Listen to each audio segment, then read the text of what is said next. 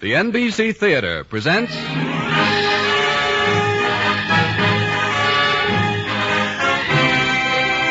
Directors Guild assignment.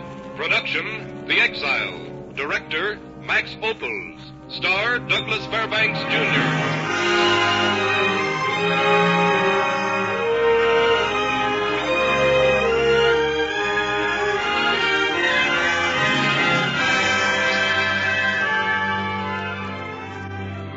This is the Screen Directors Guild presentation of the adventurous legend, The Exile, starring Douglas Fairbanks and introducing the director of the film, Max Opels.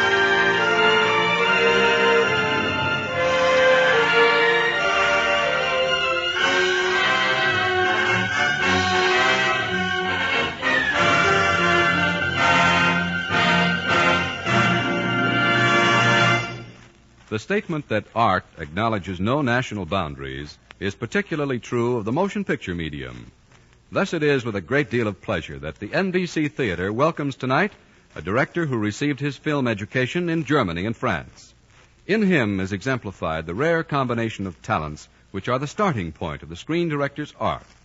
Among his American motion pictures are Letter from an Unknown Woman, the soon-to-be-released production Caught, and, of course, tonight's story, The Exile. Ladies and gentlemen, Mr. Max Opels.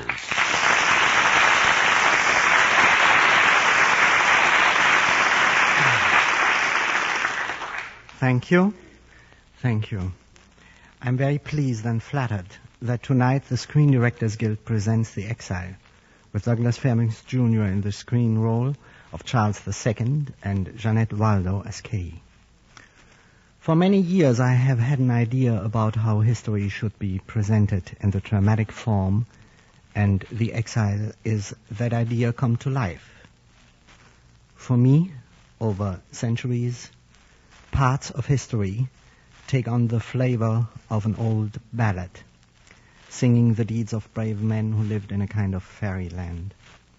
But if such a quality is to be placed upon the screen, it requires a special sort of actor. He must possess a certain flair, a certain something I can call only Fairbanksism. Fairbanksism is a very vital substance in movie making, kind of glorious energy which escapes from most of us when we lose the dreams of childhood. Well, fortunately for this idea, Douglas Fairbanks came to me one day and he said, Max, I want you to direct a picture for me. Listen, I'll tell you the story. The story begins on a stormy night in the year of our Lord, 1660. It's night, a storm with thunder and lightning, a slashing downpour of rain, and a horseman. A horseman fleeing across Holland in the middle of the 17th century. The fate not only of a nation is riding tonight, but of a way of life. A horseman riding the whole fugitive night. And the name of that horseman, Charles II, exiled King of England.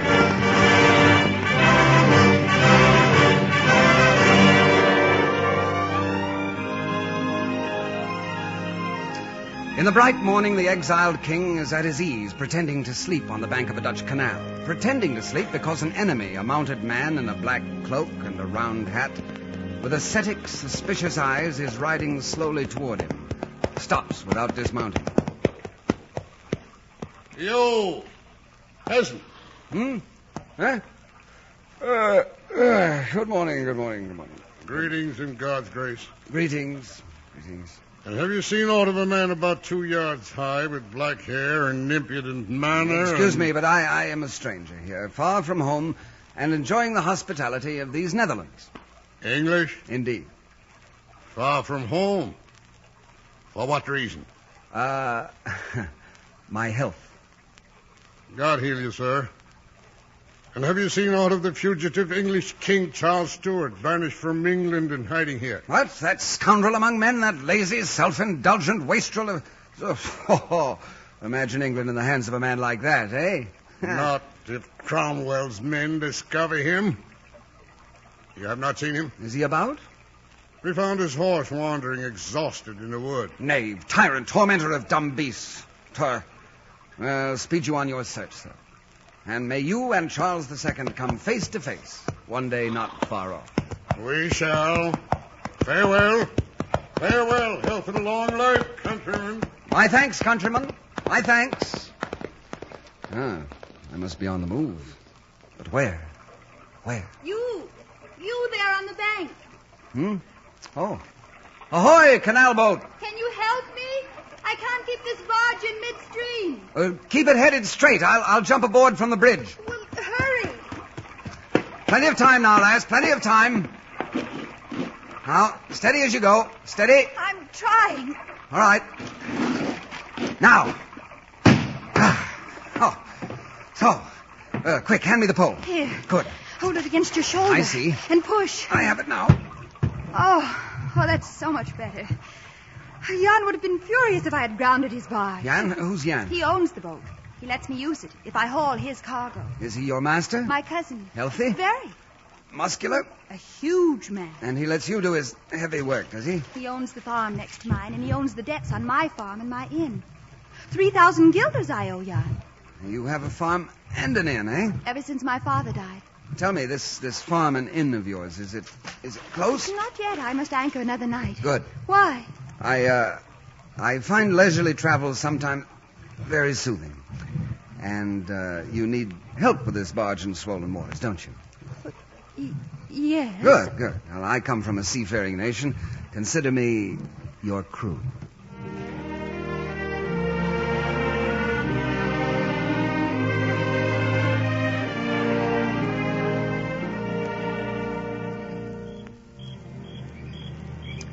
How sweet the moonlight sleeps upon that bank. Here will we sit and let the sounds of music creep in our ears. How pretty. What is it? William Shakespeare, a poet who had his day, 50 years ago. Soon forgotten, but while he sang right beautifully. Oh. Charles. I was just trying the name. Try it again. Charles. Again. Was not your English king named Scottish king. Charles Stuart and the Scot. They say he was a most scandalous man. A little rakish at times, but not too bad. They say it is dangerous for an Englishman to side with the exiled king in these times. Well, it's a little inconvenient at times, yes, but that is why I wonder, Mistress Katie, if I could hide with you for a while. How? Why, I could work on your farm and at the inn. I should ask nothing in return but shelter and board. Now tell me, how would you say, could you use an extra man in Dutch? Kunt u een extra man gebruiken? Could you an extra man... Gebruiken. Well, could you? Yes. Good. Good. How sweet the moonlight sleeps upon that bank. It is very lovely. You are lovely. Are you sure he will be soon forgotten, this Willem Shakespeare? If he says such true and lovely things?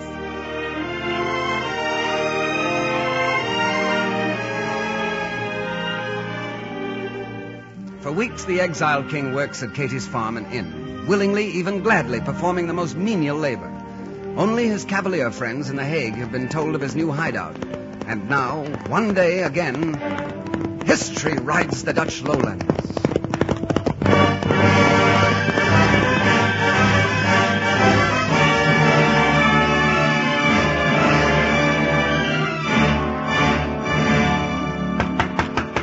Your Majesty! Your Majesty! Hyde, old friend. I have news from England. Come. Hyde, you might have been followed here.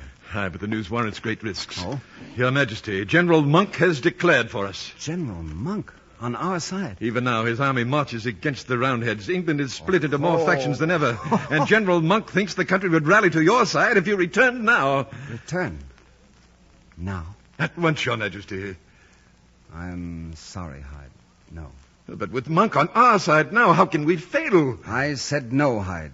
These men are hungry. They yearn for home and family. I know.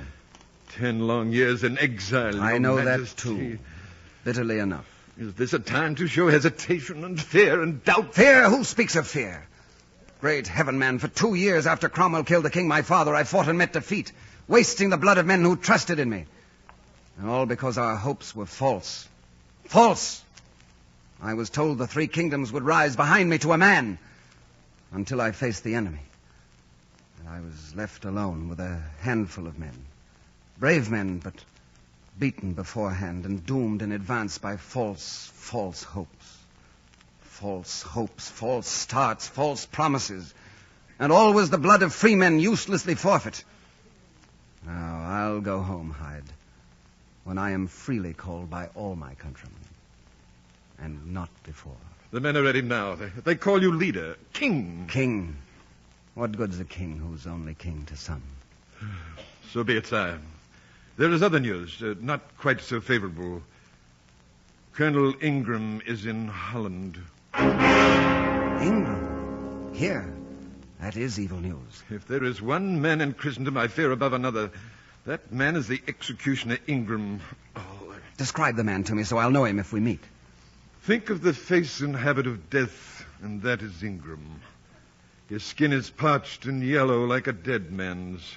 His lips are a straight white gash across his face, and his eyes burn with a light like grave worms in their bony sockets. A consecrated man. A fanatic, fearing nothing. Naturally, what is death himself to fear? Charles, if you will not return to England, then flee. Flee Ingram? I think not, Hyde. No, otherwise the cause is lost, Your Majesty. Flee where? Holland is overrun with Cromwell's spies and swordsmen.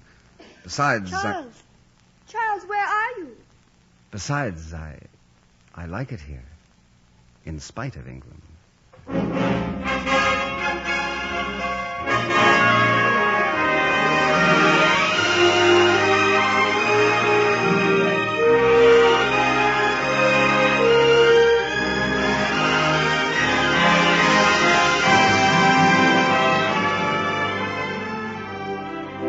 You are listening to the Screen Directors Guild production of The Exile, starring Douglas Fairbanks, and introducing the director of the film, Max Opels.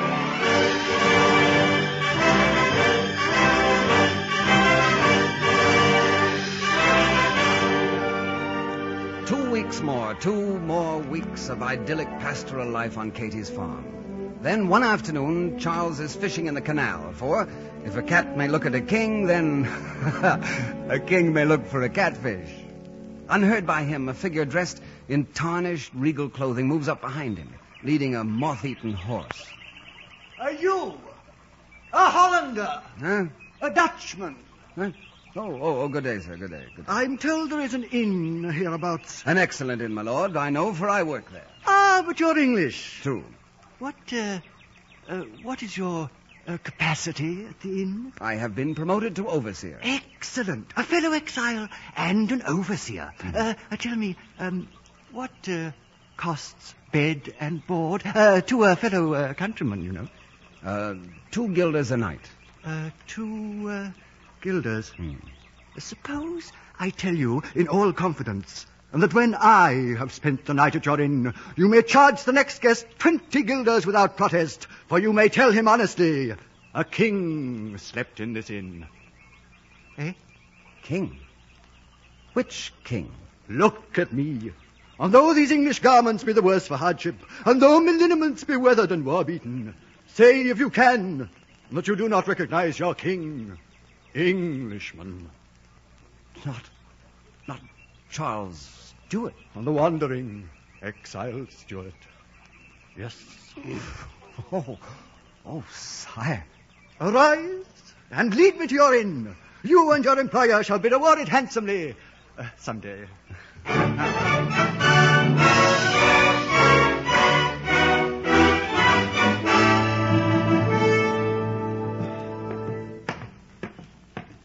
Oh, come in, Charles. Did you finally get His Majesty, our guest, to sleep? Finally, yes. He is very indiscreet for a fugitive, Charles. Very indiscreet. Letting all those strangers in the tap room know who he is, but swearing us to secrecy. I tell you, he'll bring Cromwell's Roundheads down on us looking for him. Charles, he worries me.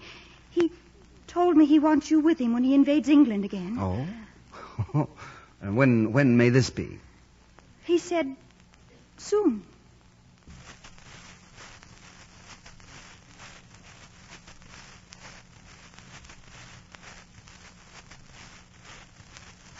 Uh-huh. It's all so stupid and wasteful. There are far better things to do than quarrel over politics and kingdoms and all that rubbish. We disagree there, Katie. England is a nation of some 7 million people who depend on their leaders. We owe them some sort of debt of... Debt nonsense. You men will always find some excuse to start fighting and to be very proper about it. Debt indeed. Now, I have a debt. A real one that you can count and that means something to plain people. 3,000 guilders. I know. I gave you a job and shelter when you wanted it, and now you plan to leave me for that beerhead. If my king calls me, Katie, You will desert me. I will follow my call. Then I will not need your services any longer, Charles. I'm dismissed? Yes. Now? I will not spend my time and my money teaching you farming and management of an inn and see it all go to waste over politics. It is best you leave before... Before what? Before I come to depend on you too much. I understand. I'll leave in the morning. Good night, Mistress Katie.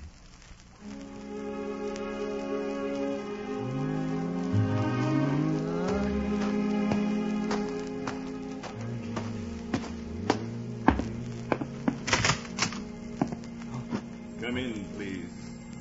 Ingram.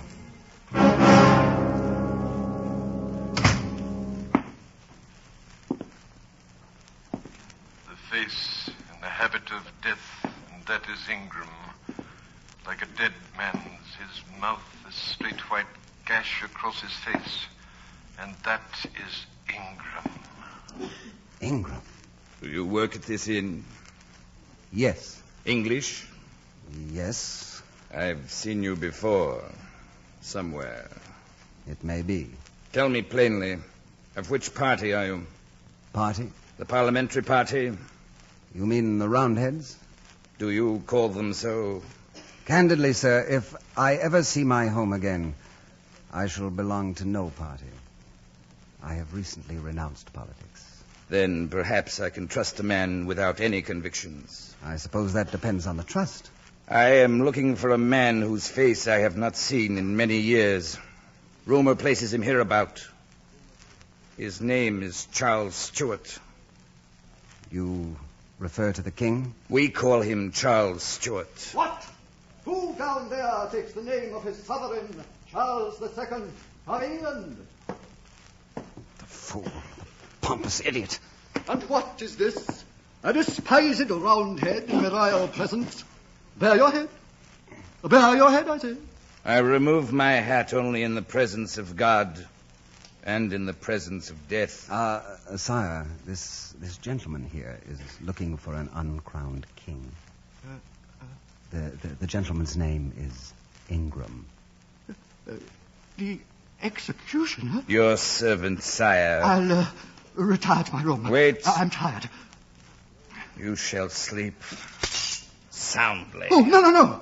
Draw your sword. No. Please, I'm not really the king. I'm not the king. I'm an actor. Dick Pinner. Pinner's my name. Draw your sword. But I'm just an actor. A poor, out-of-work actor. Believe me, please, believe me. Enough, Ingram. The jest is over. What jest? Oh, can't you tell a knave from a king? Look at me, Ingram. Look at me. Spare this craven fool clowning for his keep and look at me. Surely you know a Stuart when you see one. Look at me. To be sure. Stuart. To be sure. Pinner, slide me your sword, quick. Thanks. See how it is to deal with an armed Stuart for a change. Charles Stuart, I charge you to surrender. You are trapped, Stuart. My men surround the inn. In my service at this inn, I learned a famous recipe for rabbit pie. It goes like this. First, catch the rabbit.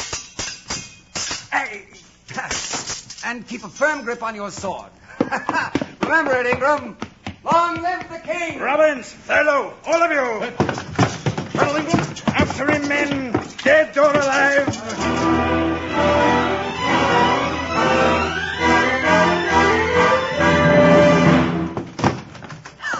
Oh! Wait here, Robbins. Who are you? What is the meaning of this? You are the mistress of this inn. What if I am? Where is he? Who? The Englishman who works here. If you mean Charles, my retainer. Where is he? What right have you to invade a Dutch house and hound a hard-working man to death because he is loyal to his king? Don't play the fool with me. He is the king. Charles? The king? It's plain you're innocent in that matter. But mind you, don't shield the man if you would remain innocent in the matter.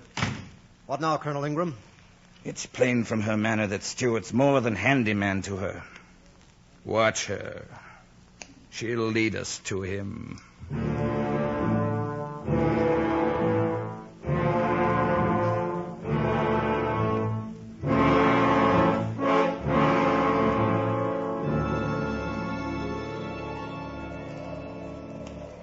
Katie, you shouldn't have come here.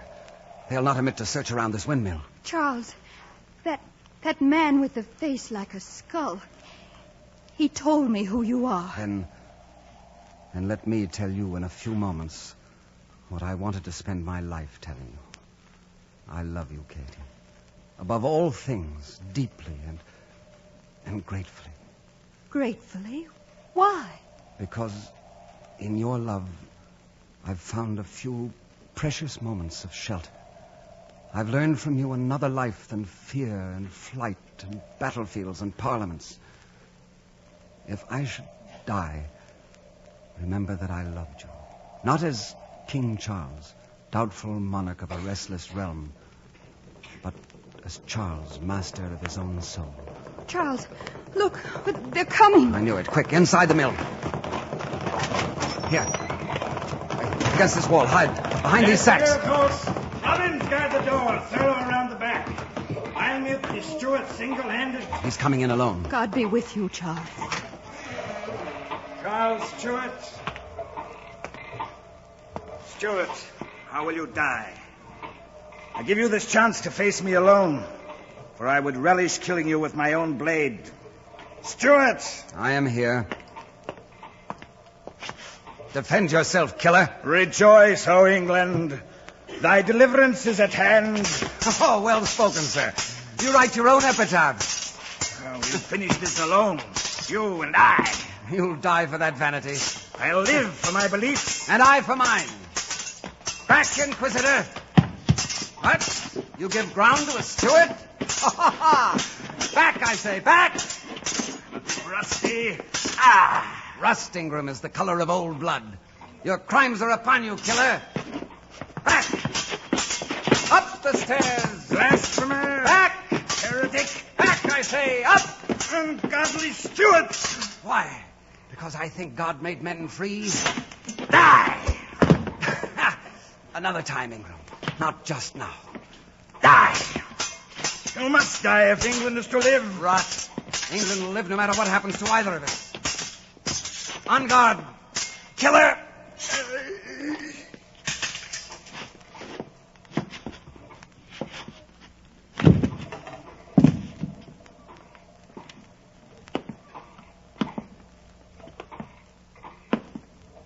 Charles? It's over, Katie. Thank heaven. Charles, listen. Outside. It's trouble. And surely Roundheads do not make trouble for other Roundheads. Your Majesty! Your Majesty! Hide. How? What? Are you all right? Yes, I'm all right. Oh, thank God you're safe. I bring great news, great news. Oh? A new free parliament has, on behalf of all the people and all beliefs, asked you to return to England as their king. No. They accept my terms. Religious freedom for all and all the rest. Everything. Oh. Will you leave me alone with Katie for a moment? Your Majesty. Katie. I know, Charles. What shall I do? What your heart tells you, Your Majesty. Charles, no, Charles. Your Majesty. You are my Charles, but you're their king. And they are so many, and I am one. But if that one is all... Your people are hurt. There are many wounds for you to tend. But what will happen to you? I will have many things to do. I'm going to plant more tulips in the west field bordering the road, and my inn will be famous now. And I shall pay my debts. Katie. And my memories will be my greatest fortune. And mine. And all these memories I'll put like rose leaves in a box. And I shall love you always, beyond measure, beyond proof, beyond battle and the folly of nations, beyond life, where we shall meet again. Charles, England is at the door.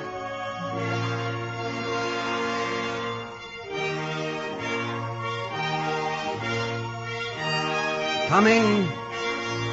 Goodbye, Katie. One kiss. To last forever.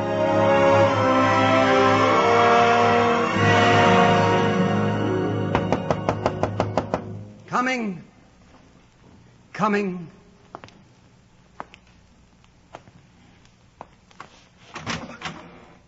Gentlemen, the king.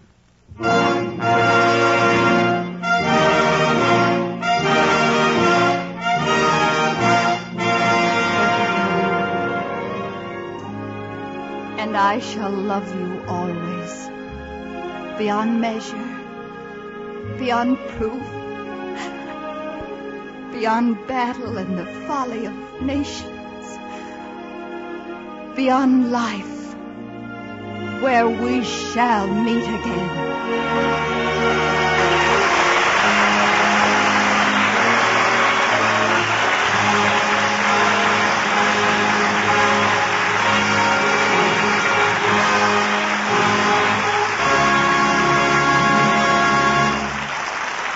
The NBC Theater has presented the Screen Directors Guild production of The Exile, starring Douglas Fairbanks, with Janet Waldo, and introducing the director of the film, Max Opels.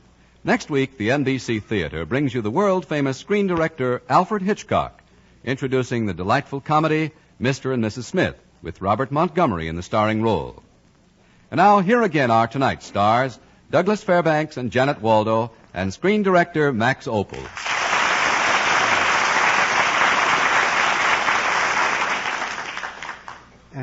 Doug, this has been the way you told me the story? Yes, and you said you'd direct the picture. It must have been quite an experience for two such talented artists as yourselves to work together. Yes, there's one of Mr. Fairbanks' accomplishments I shall never forget. His acting? Sure, and his practical jokes. Why, Max, how can you say such a thing? Well, one day I had a birthday, and they bring me such a beautiful cake on the set. But when I tried to cut it, a disaster. Why? It was made out of wood. Very embarrassing. But when Doc brought out a real cake, then we had a nice party. Well, you see, we really loved you after all, Max. So nice. And, but for your practical jokes, I forgave you when I saw your latest picture, The Fighting Old Flynn. Did you like it, Max? I'm very glad. It's to be released next month, you know. Yeah, I liked it very much. Miss Waldo, it's about a dashing, romantic Irishman who does the most amazing things you have ever seen, just to win the lady he loves. It sounds wonderful. Mr. Fairbanks, I understand that besides starring in The Fighting O'Flynn, you also wrote it and produced it. Well, yes, that's right. But I hope you enjoy it too, Janet. Good night. Good night. Good night. Good Good night. night, Max. Good night. And good night to you, Douglas Fairbanks Jr., Janet Waldo, and Max Opels. Tonight's cast included Raymond Burr, Carl Harbord, Paul McVeigh, Joe Grandy, and Lou Krugman. The Exile was adapted for radio by Milton Geiger, and original music was composed and conducted by Henry Russell. Production was under the supervision of Howard Wiley, your announcer, Frank Barton. The Exile was presented through the courtesy of the Fairbanks Company and of Universal International Pictures, now releasing Crisscross, starring Burt Lancaster, Yvonne DiCarlo, and Dan Duryea. Listen again next week when the NBC Theater presents Screen Directors Guild assignment. Production, Mr. and Mrs. Smith. Director, Alfred Hitchcock. Star, Robert Montgomery. This is NBC, the national broadcasting company.